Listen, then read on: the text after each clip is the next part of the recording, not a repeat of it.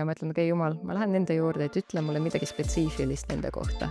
Ja siis ma kuulan, temal on täna sünnipäev. Siis ma tulen nende juurde ja nagu, tere, et kuidas läheb ja ega teil ei ole täna sünnipäev kellelgi.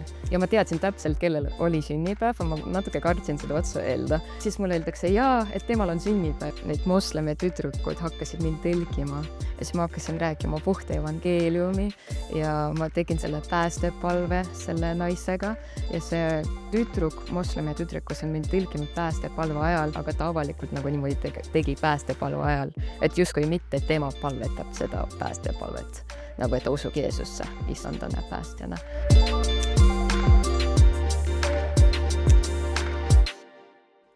Nii nagu viimase saate ma lõpetasin, et uuel saatel on külas üks naisterahvas, kes liigub erinevates riikides nähes imesid, siis täna on see saade käes. Mul on siin Joanna Volkova, kes on reisinud üle maailma 17 riigis evangeeliumi tööd teinud. Mul on hea meel, et sa oled siin. Jaa, kui sa ütlesid 17, ma hakkasin mõtlema, kas on päris 17, et kas ei olnud missioonireisid, mida ma arvutasin oma riigid, et ma nüüd hakkasin kahtlema, et kas on päriselt 17 või mitte, aga noh, Euroopa riigid ja võib-olla on 17. No ma usun, et tuleb ära, kui mõelda, et sa oled juba käinud 6 Aafrika osariigis, sa tulid just hiljaaegu Taist ja oled käinud mõlemal Ameerika mandril nii põhjas kui lõunas, nii et ja kui arvutame Eesti ka, siis tõenäoliselt tuleb see 17. Ja Euroopa riigid. Kuulutad ju evangeeliumi siin samamoodi ja et alati ei pea olema ka missioonireis just, vaid minna kuulutada. Me oleme alati missionäärid. Just.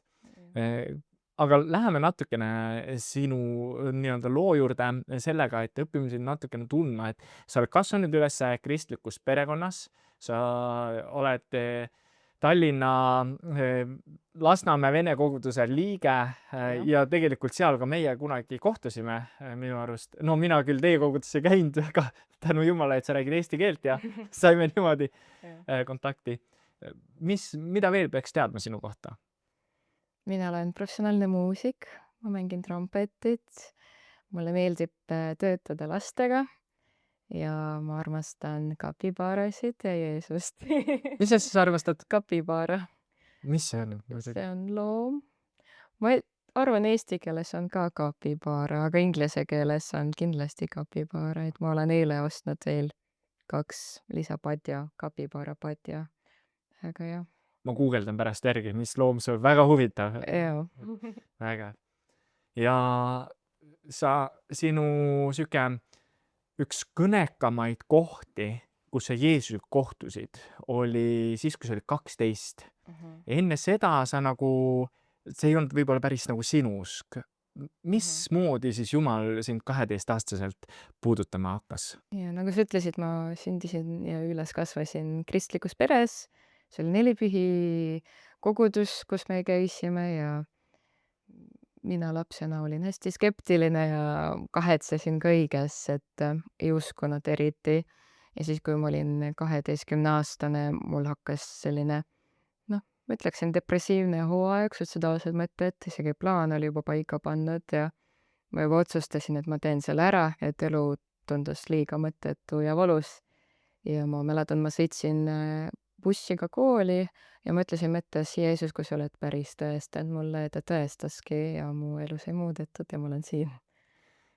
Räägi natuke sellest tõestusmomendist ka, sest mitte iga kord, kui me ütleme Jumal tõesta, liiguta seda tassi siin, siis see ei liigu, aga millegipärast ta sinu palvele kuidagi vastus. Sa küll ei andnud talle konkreetseid juhiseid, kuidas ta peab tõestama, aga mis viisil ta tõestas ennast? Nojah, ma olen üles kasvanud nii-öelda kirikus olles, et ma kuulsin kõik need lugusid Jumalast, et ta räägib inimestega ja ta näitab visiooni, nägemusi prohvetitele ja et ta andestab ja et inimesed kogevad seda armastust ja rõõmu, aga mul oli sees niivõrd suur tühjus, et nagu ma ei suutnud seda taluda, et ja see juhtus kodugrupis, ma läksin vanematega kodugruppi ja me alustasime ülistusest, me laulsime Jumalale ja mingi hetk ma tundsin, et minu jalad on nuudlid, ma ei suuda enam seista, ma istusin ja istudes ma panin silmad kinni ja ma tundsin, et kuidas see tühjus minu sees hakkas täitma ja see hakkas täitma rõõmuga, armastusega, rahuga, õnnega ja see oli väga ebatavaline, ma ei ole seda varem tundnud. Ja järsku, kui ma istusin ja nautisin seda, ma ei teadnud, mis see oli, aga ma tundsin, et Jumal on kohal. Ma, ma kuulsin, et ma hakkasin rääkima võõrkeeltes või siis inglite keeltes, nagu piibel seda mainib Apostlite teos 2. peatükis, et kui püha vaim langes apostlite peale, nad hakkasid rääkima erinevatel keeltel. Ja mina hakkasin rääkima nendes keeltes ja ma juba mainisin, ma kasvasin üles Nelipühi koguduses põhimõtteliselt ja mina alati uskusin, et nad teesklevad seda. Et ma olen näinud, kuidas minu vanemad palvetasid inimeste eest mingi tundide kaupa, et nad hakkasid keeltes palvetama, midagi ei tulnud või et see oli nagu, see tundus hästi nagu surutud. Et seetõttu ma arvasin, see oli teesklemine, aga kui see tuli iseenesest välja, keegi ei ole minu eest palvetanud, keegi ei ole kätt pannud, nagu ja see tuli iseenesest välja, ma lihtsalt kuulsin endast palvetamas, ma olin nagu vau, see on päris. Ja siis järgmine hetk, kui ma tegin silmad lahti, ma nägin visiooni või siis nägemuse, ma nägin täpselt nagu ma näen sind praegu, aga sellel pildil oli veel üks pilt peal, et see oli tuleleegid täis. Ma nägin seda paar sekundit ja siis see kadus ja siis mul oli järgmine mõte, vau, see on päris, nagu piibel ütleb, et prohveteid nägid nägemusi piiblis ja mis on huvitav, et ma mäletan enne, kui ma kodugrupist läksin koju, ma läksin kööki, vaatasin aknast ja ütlesin, Jumal, et sa võid ükskõik minu elust ära võtta, aga palun, ma ei taha enam mitte kunagi selle tühjuse jälle kogeda. Ja ma tulin koju, ma ei saanud magada eriti ja mis on huvitav ka, teel koju järsku ma justkui nägin värvid uuesti, et no võrreldes sellega, mis oli enne, et kõik oli hall ja nüüd värvid olid päriselt värvikad ja inimesed olid ilusad ja ma tahtsin kõike kallistada. Noh, see ongi Jumala armastus, mis täidis mind ja siis ma ei suutnud magada jääda. Kuidagi ma pikalt lihtsalt lamasin ja järsku ma tundsin, et on keegi siin ruumis peale minu vendasid-õdesid, kes magasid, et keegi, kes on väga püha ja väga suur. Ja järsku ma hakkasin tundma sellist patukahetsust. Mul hakkasid meelde tulema kõik need patud, mida ma olen teinud, varastanud, valetanud, kellelegi haiget teinud ja ma hakkasin nutma ja meelt parandama ja paluma andeks. Ja siis, kui tuli see püha liigiolu, see ei olnud hirmus. Ühest küljest see oli nagu justkui hirmus, sest see oli nii suur ja nii vägev, aga teisest küljest ma tundsin seda suurt armastust minu vastu. Nii et ma ei tundnud nagu mingit hukkamõistu, lihtsalt selline nagu meeleparandus, et Johanna, sa saad paremini teha, umbes niimoodi. Ja siis ma nutsin ja ja see oli kõik seal siis, kui sa olid 12, pärast seda Mhm. kodugruppi ja Mhm. sellist. Mhm. See on võrratu, ma näen, et Jumala käekiri ikkagi on äratuntav ka sellega, et just see Mhm. värvide asi, Mhm. et ma tean, paljud on öelnud, et ma näen justkui värve eredamalt. Ma Mhm. mäletan ühte noormeest, keda me üks talv ristisime, -3 kraadi oli õues ja lumi oli maas ja meri veel jääs ei olnud ja Mhm. ja ta pärast ütles mulle, me kahekesi ütlevad, et mulle tundub, et ma näen värve paremini, ma näen Mhm. värve Mhm. erksamini. Et aga nende järgmiste aastate jooksul oli veel sul mingeid kokkupuuteid, aga jätame need mõned aastad sealt vahele ja liigume sinna, kui oli aasta 2020 ja koroonaaeg oli, aga teie otsustasite oma mingi kambakesega hakata öösiti palvetama. Räägi, miks selline idee, öösel palvetate, järgmine päev läksite tööle või mis iganes kohta. Kust see tuli ja natuke sellest ka? Jaa, et kuna kogudused olid kinni, vähemalt minu kirik oli kinni, et ei saanudki kokku saada, siis meil oli noortel suur janu ja nälg Jumala piibli järele, palvetamise järele ja me hakkasime kogunema lihtsalt üksteise külla, käia sõpradega lihtsalt palvetamas, tunnistamas, piibli lugemas. Ja ühel õhtul keegi ütles, et aga teeme ööpalve. Ja siis mina väga imestasin, et see ei olnud mina, kes seda pakkus, et tavaliselt see oli mina, kes seda pakub aga see oli keegi teine ja kõik teised olid väga põnevil, et teha selle ööpalve, ehk siis meie esimene ööpalve hakkas kell 11 õhtul ja me lõpetasime kell 7 hommikul ja kell 8 me läksime kuulutama tänavatele inimestele rääkima Jeesusest ja me lõpetasime kell 4 päeval. Et see oli niivõrd nagu tugev start, et peale seda see hakkas olema iganädalane asi ja see kuidagi toimis iseenesest, et meil ei olnud see kokku lepitud, et nüüd me hakkame iganädalaselt öösiti palvetama ja kuulutama koos käima, et see oli pigem niimoodi, et noh, kelle juures me koguneme ja et või siis võite tulla minu juurde külla ja teeme ööpalve ja me alustasime õhtusöögist alati ja me vestlesime alguses ja lugesime piiblit ja siis ülistasime ja siis kuidagi edasi juba läks edasi ööpalveks. Nii et Aju. mingi sihuke vägev käivitus või ütleme, teine mootor, et Mm. kui 12-sed sa tundsid seda, kuidas Jumal tõestas sulle Mhm. ennast ja seal oli veel tegelikult vahepeal neid asju, kus sa nägid midagi, Mm. kuidas Jumal töötab. Aga siis mingi, kui nii võib öelda, mingi uus hammasratas eel hakkas liikuma sealt. Jah. Mis see siis tegi teis või sest te ju hakkasite liikuma kõik, teil oli väike punt koos ja te Mhm. kõik hakkasite tegelikult evangeliseerima Mhm. ja mõni läks teist piiblikooli. Räägi Jah. natuke sellest, et kuidas see muutis nagu seda südant või kas tekkis mingi julgus Mm. või selle koha pealt?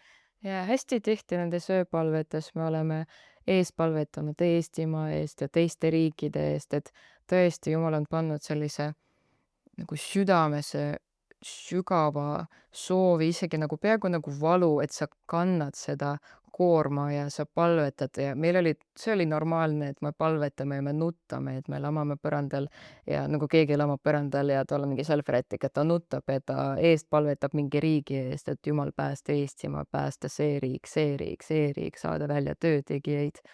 Et see oli hästi palju sellist nagu sügavaid hetki Jeesusega ja et ma arvan, see oli ka selline murdepunkt, et Jeesus tõesti murdis meie südameid, et see, mis on tema südames, ta jagas seda meiega ja siis selle tulemusena enamus meie kambast, noh, nad on praegugi ka nagu evangelistid ja missionärid ja paljud liitusid CFAN-iga pärast Christ for All Nations, et Reinhard Bonnke Saksamaalt, et massevangelismi suund, ütleme nii, et see ikkagi midagi tegi meie südames, et võib-olla me alustasime selliselt, et meil oli lihtsalt janu ja nälg piibli järgi ja Jumala järgi, aga siis Jumal võttis meid sügavamale ja siis hakkas edasi viima. Ja mis hetkel sa läksid siis nendele missioonireisidele või sest noh, täna ütleme need 17 riiki või kasvõi grammike vähem, et mis hetkest see sul käivitus, et sa nendes hakkasid nagu rohkem käima, sest ma tegelikult lausa ütleksin, et sa oled täna ikkagi missionär täisajaga, olgugi et sa vahepeal teed Eestis mingeid tööotsi ja nii edasi, aga Jumal on ilmselgelt sind kutsunud jagama evangeeliumi. Millal see siis niimoodi rohkem esile tõusis? No minu esimene missioonireis oli 2021 Albaaniasse ja ma mäletan, kui ma sinna tulin, ma tundsin ära, et vau, et ma võin seda elu lõpuni teha. Ma hakkasin isegi albaania keelt õppima ja siis ma uuesti veel läksin järgmisel aastal ja ma olen juba tänavatel käinud niimoodi iganädalaselt kuulutamas alates 2018 peale minu piiblikooli ja ma mäletan, kui ma jagasin evangeeliumi Tallinna tänavatel, ma ei ole näinud eriti noh, mingit tulemust, et see oli lihtsalt külvamine ja külvamine ja külvamine. Et aga kui Jumal kutsus mind Seafan tulelaagri Soomes, siis peale seda laagri näha seda otsust, et inimesed kuulavad täisevangeeliumi, otsustavad Jeesust järgima, see hakkas olema normaalne.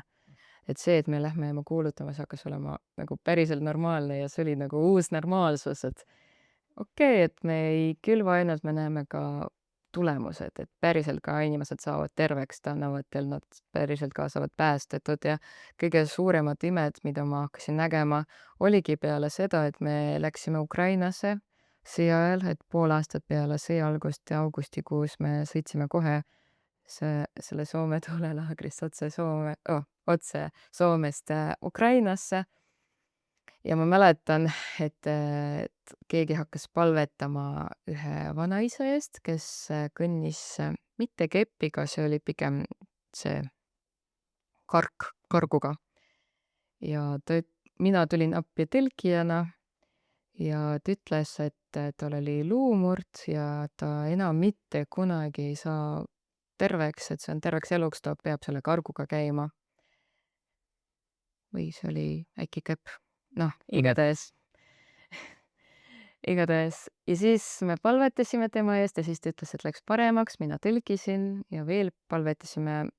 Ja siis ta ütleb, et valu on täiesti kadunud, et ta saab kõndida ja siis me kutsusime teda lavale, et ta kõnniks lavale, näitaks kõigile, kuidas Jumal teda tegi terveks ja minu jaoks oli üks esimene ime, tervenemise ime, mida ma nägin oma silmadega, et see ei ole lihtsalt mingi peavalu või kõhuvalu, vaid päriselt ka, et arstid ütlesid, et me ei saa midagi teha, et sa elu lõpuni kõnnid keppiga ja valuga.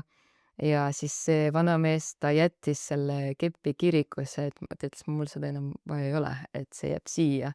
Ja see oligi siuke Jumala au tunnistus meile, et vau, et Jumal tervendab ja ma karjusin kõva häälega rõõmust, et nagu what? Et ma ei suutnud neid emotsioonid tagasi hoida.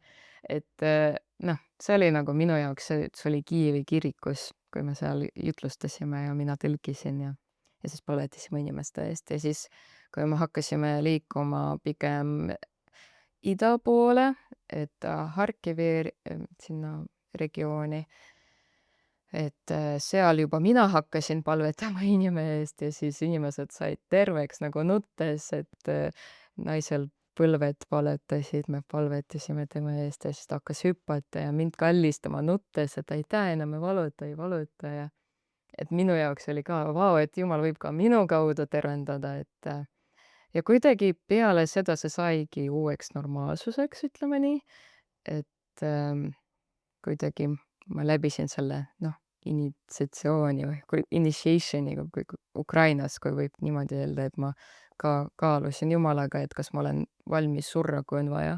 Ma teadsin, Jumal kutsub mind Ukraina, ma tean, see on sõjaolukord, sõda, päris sõda ja et jaa, aga see oli seda väärt, see otsus, et Jumal, mis iganes ei juhtu või juhtub, et ma tean, et ma tahan sinu tahe teha. Vägev. Sa tood hästi välja selle üleloomulik, mis on loomulik. See, kes ei ole veel vaadanud osa Reelike Hintziga, siis julgustan vaatama, et see oli 4. osa, kus Reelike Hintziga just sellest me räägime, et üleloomulik peab saama normaalsuseks ja loomulikuks. Ja see on täpselt see, mis sina siin räägid ka, et väga vägev ja võimas. Mis need olid nagu need imed, mis nüüd hakkasid sündima. Aga ma pean ütlema tegelikult, et üks hetk ma võtsin vist Facebooki lahti või ja nägin seal videosid, kus sa oled kuskil laua peal ja lihtsalt karjud seal midagi. Räägi nendest hetkest ka, sest tegelikult see oli üks treening minu arust too hetk, aga et mis need treeningud on ja mille jaoks seda vaja on üldse?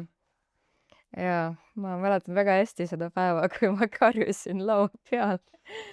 Seda juhtus rohkem kui üks kord, aga see oli üks Seafani poolt treening, bootcamp. See on põhimõtteliselt Reinhard Bonke, enne kui ta suri, ta nägi unenäos ennast ja seal oli 2 häält, kes rääkisid omavahel, et mis sai Reinhard Bonkega ja siis teine hääl vastab tema unes, et Reinhard Bonke on juba läinud, lahkunud, aga tema järgi on tõusnud terve põlvkond pühavaimu täisevangeliste, kes kuulutavad evangeeliumi. Ja siis bootcamp sündiski täpselt seetõttu, et nende süda on võtta nende 50-aastane kogemus ja anda see edasi, lihtsalt treenida välja see uus põlvkond nagu pühavaimu täisevangeliste, kes lähevad ja teevad sedasama tööd, mida Reinhard Bonnke tegi ja see kool toimub Ameerikas ja isiklikult ma mitte kunagi ei tahtnud minna Ameerikasse, ei unistanud mitte kunagi, ei huvita. Ja siis, kui mind kutsuti sinna bootcampi, ma olin nagu noh, kui jumal kutsub, siis ma lähen, aga noh, ise ma ei lähe ja siis inimesed pidevalt rääkisid mulle, Joanna, sa pead bootcampi minema ja iga kord ma mõtlesin, et jumal peab ise mulle ütlema ja siis ma mäletan, ma läksin Šveitsi sõbrannaga, kuidagi ma palvetan ja see oli uus aasta ka ja siis ma palvetan Jumalaga, noh, kui sa tahad, et ma läheksin bootcampi, ütle mulle otse ja siis ta ütleb, mine. Ja siis ma läksingi ja see oli 4-kuine treening.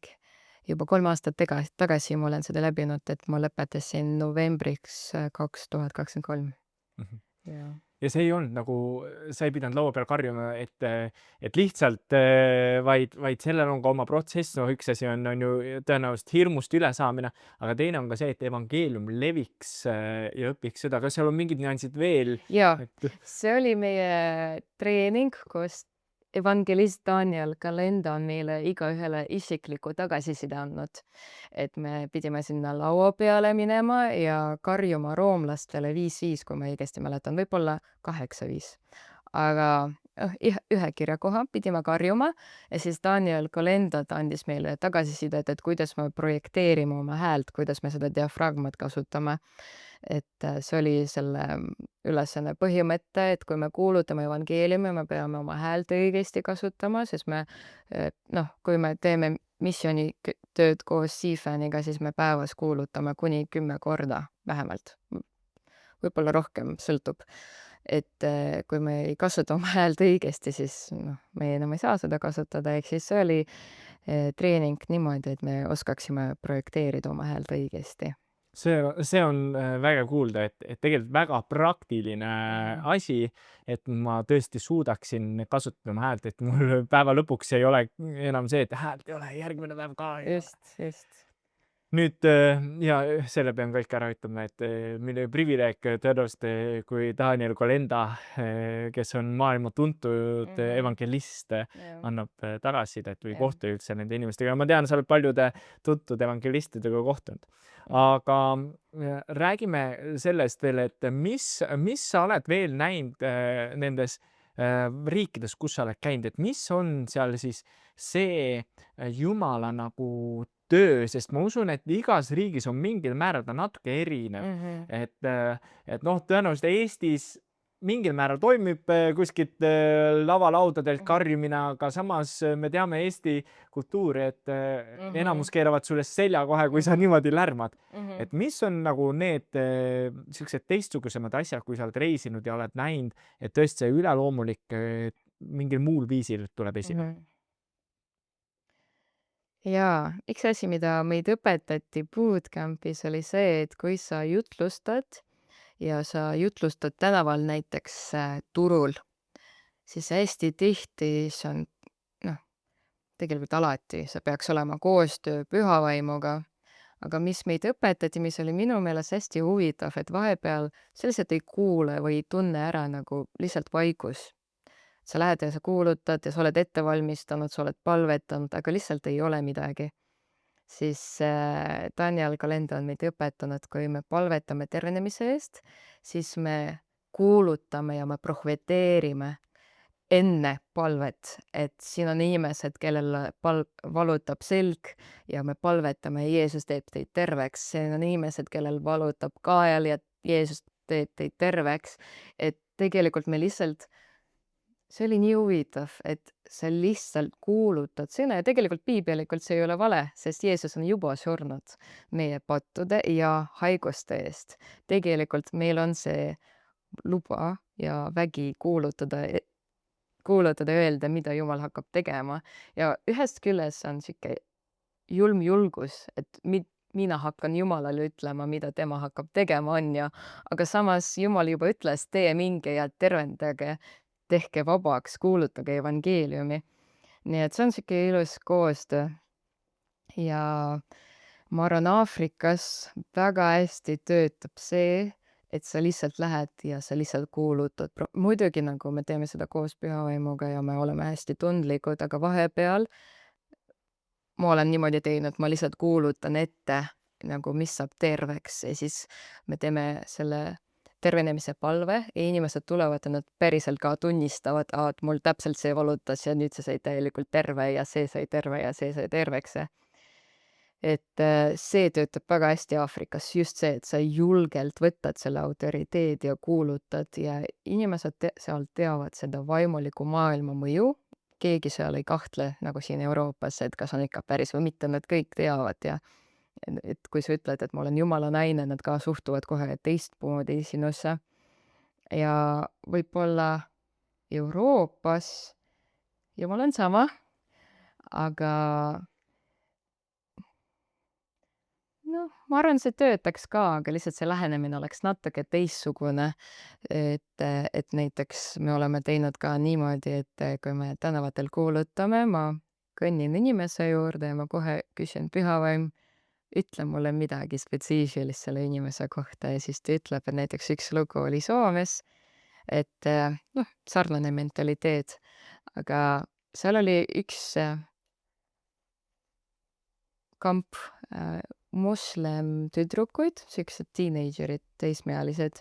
Ja ma proovisin nendega rääkima, ütlen neile hello ja nad täiesti ignoreerivad mind, üldse ei reageeri ja ma olin kohe, et see on ebameeldiv, nagu nad isegi ei tunnista, et ma olen siin nagu olemas ja ma just ütlesin neile tere, noh, inglise keeles. Ja siis ma läksin kuidagi eemale ja tagasi ja kuidagi üldse see evangelism kuidagi ei läinud, kuidagi oli väga raske inimestega vestelda ja alustada vestlust.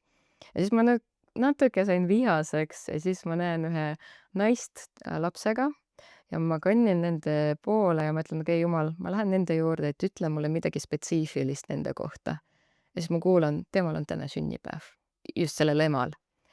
Ja siis ma tulen nende juurde ja nagu, tere, et kuidas läheb ja ega teil ei ole täna sünnipäev kellegil. Ja ma teadsin täpselt, kellel oli sünnipäev, ma natuke kartsin seda otsa öelda. Ja siis ja siis mulle öeldakse jaa, et temal on sünnipäev, täpselt kellest Jumal mulle on öelnud.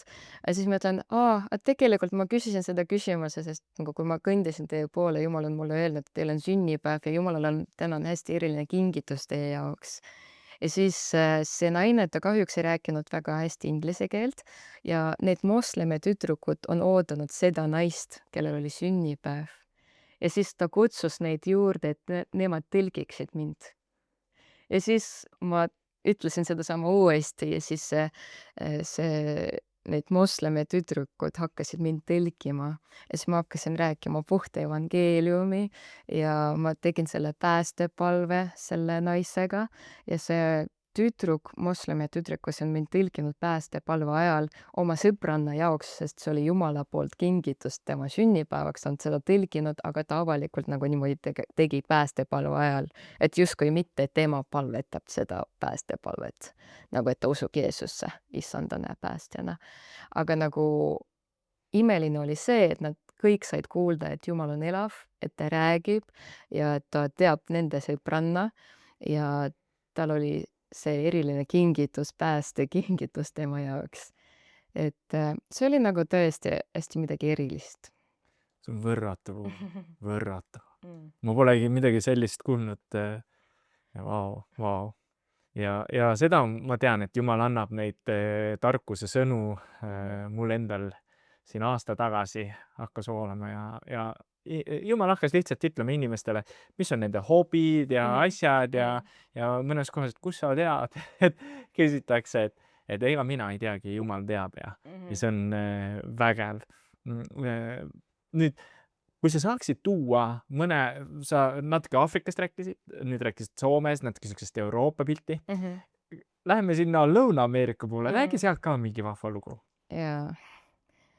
Ja see oli selline riik nagu, ma arvasin, et Ukrainas on palju nälga ja janu Jumala järele, nagu sõjaolukorras muidugi on, aga Venezuela, see on üks kõige vaesem riikidest, mida ma olen kunagi külastanud.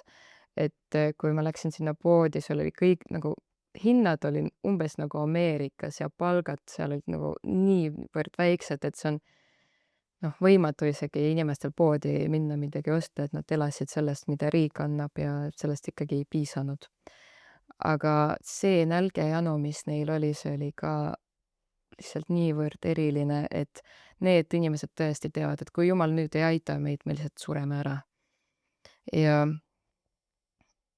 seal oli niimoodi, see oligi selle riigi erilisus, et kui me näiteks tegime seal tänaval mingit tööd, ehk siis mitte, et me lähme niimoodi inimeste juurde, vaid niimoodi, et kui me paneme kedagi kuulutama, evangeeliumi rääkima kuskil tühjas nurgas tänaval, inimesed on nii näljas, nad kõik tulevad, et nagu möödub mingi, ta hakkab rääkima kõva häälega, mingi loo räägib nagu Siifan stiilis ja siis evangeeliumi ja päästepalve, et alguses võib-olla mitte kedagi seal ei ole ja tundub, et see on tühi tänav. Möödub 2-3 minutit, see on juba 15 inimest, 20 inimest, 30 inimest, et me oleme 2 nädalaga näinud 5700 inimesi päästetud. See on nii suur nälg, et me lihtsalt lähme tänavatele, hakkame kuulutama ja inimesed tulevad ja sa räägid neile evangeeliumi, nad kõik tahavad Jeesuse vastu võtta ja nad annavad pärast sinu kontakte ja siis me andsime neid kontaktid kohalikule pastoritele.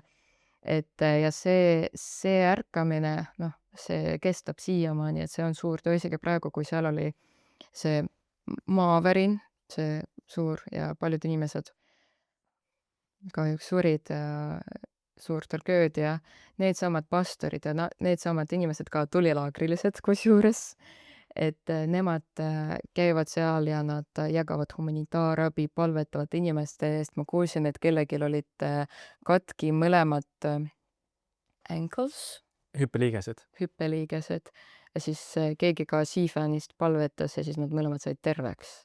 Et nagu sellised imed ja kui ma ise seda kuulen, ma mõtlen, et jumal, ma tahan ka seda näha.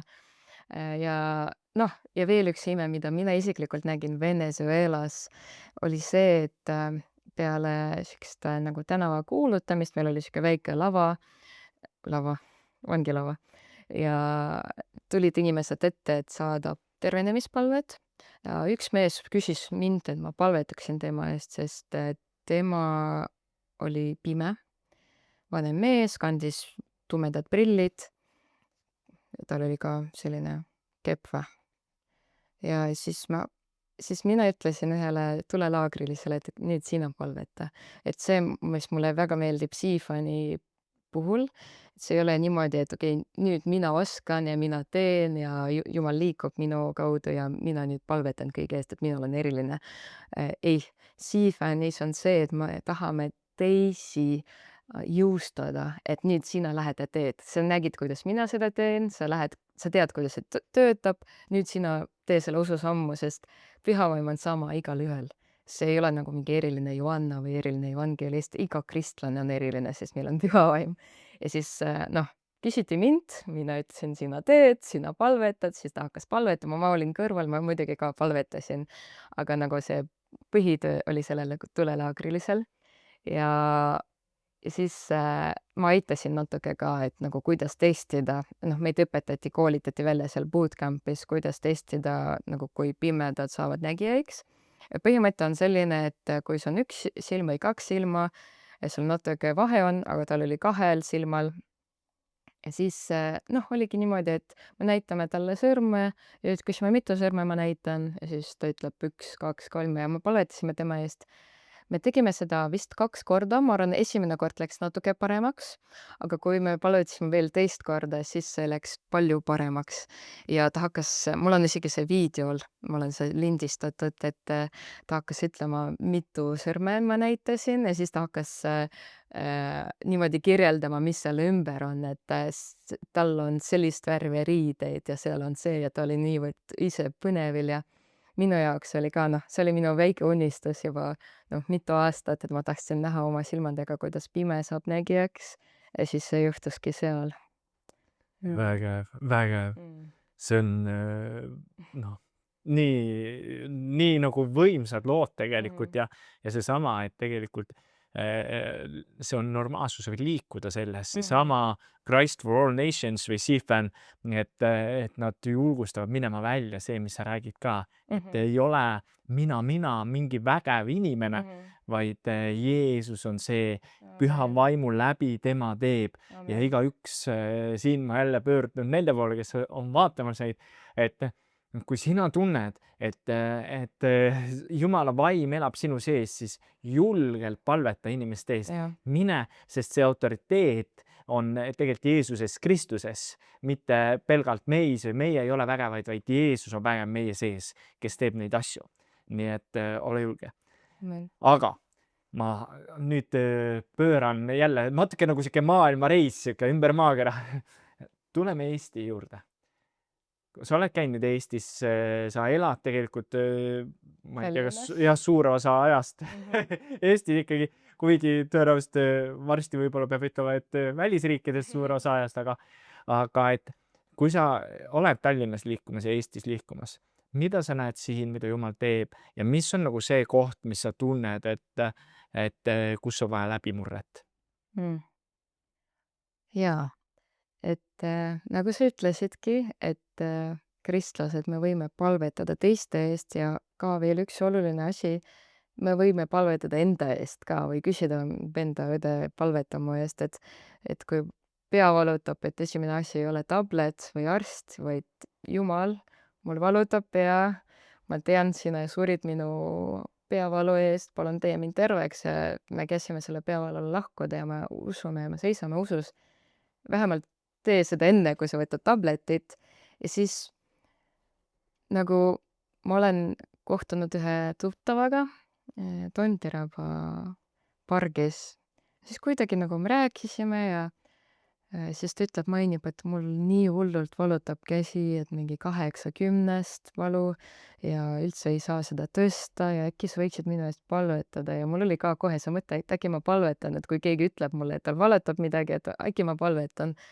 Ja siis ma palvetasin tema eest äkki 3 korda ja siis valu läks nagu umbes 0,5 peale ja ma usun, et Jumal tervendab teda Jeesuse nimel lõpuni, aga tal oli isegi valus kõndida. Aga nüüd peale seda palvet ta sai liigutada oma kätt ilma valuta ja me saime veel ilusti jalutada seal pargis ja veel rääkida. Et ma arvan, see, mis Eestis oleks vaja, on see, et iga kristlane saaks aru, et tal on sama püha vaim. Et me ei varjaks seda, mida me kanname, et kui me lähme tööle, me ei kardaks Jeesusele oma ülemusele rääkida, et me ei kardaks Jeesusest rääkida inimestele, ei kardaks palvetada inimeste eest ja pakkuda seda, isegi kui tööl keegi ütleb, et mul valutab midagi, et kuulaks, võin sinu eest palvetada, et see palve ja Jeesus ei jääks ainult koguduses ja meil kodus. Et Jeesus on meie elu tsentrum, ta on meie põhi ja et mina usun, et Eestis Jumal tahab teha midagi väga erilist, aga ta ootab meid, sest Jumal on juba kõike teinud, on juba kõike ette valmistunud, lõikus on valmis, inimesed on niivõrd avatud, nad otsivad seda vaimulikku kogemust valedest kohtadest, aga kui kristlased oleksid julged natuke julge lihtsalt pakkuda seda palvet, me ju ei vastuta selle eest, kas saab terveks või mitte, me ei tee kedagi terveks, et kui ma hakkasin oma tuttava eest palvetama, ma ka ütlesin, mina ei ole tervendaja, Jeesus on, ma kunagi ei tea, kui keegi terveks saab või mitte, aga ma lihtsalt teen, mida Jeesus ütles, et minge ja palvetage.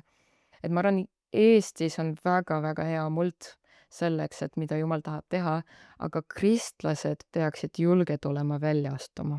Et ma näen seda.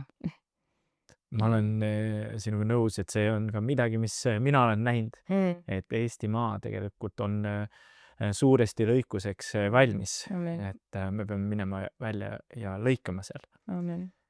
Kui ma tohin paluda, Johanna, et sa palvetaksid nende eest, kes igatsevad ka seda ja võib-olla ka nende eest, kes tunnevad, et need asjad on vägevad, need lood on vägevad, aga et kuidas mina siis kohtun Jeesusega. Et kui sa juhiksid selle palve Mhm. ja siis me lõpetame ka. Jaa. Minu pastor alati ütleb, et esimene samm on meeleparandus. Et kus me tuleme Jumala juurde, ütleme, et Jeesus, ma olen inimene ja ma olen pattune, ma vajan sind. Ma kartsin inimeste arvamust rohkem kui sinu arvamust. Võib-olla ma tegin pattu, võib-olla ma elasin vale eluviisi, et me tunnistame, me tuleme Jumala juurde niimoodi nagu lapsed ja me saame aru ja me tunnistame seda vajadust, et me vajame Jeesust. Ja siis teiseks, me usume, et Jeesus on Jumala poeg, kes suri ristile, tõusis üles 3. päeval ja me pöördume, me teeme seda otsuse pöörata. Et kui me varem valetasime, me enam ei valeta, kui me varem